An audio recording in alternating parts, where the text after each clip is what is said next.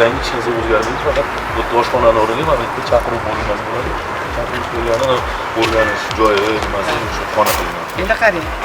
Hozir sizga savol. Bu devor shundoq qoladimi? Yo'q, tajriba bor. Bor-a?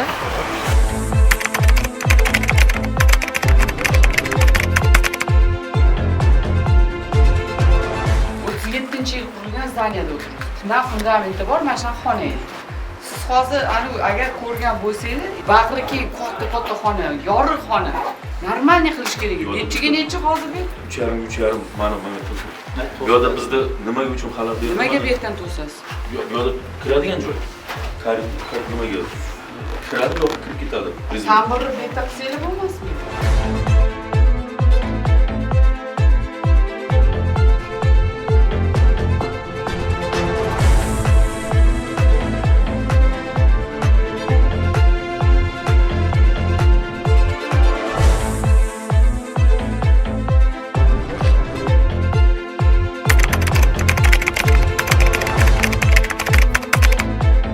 Glaznoy xonasi.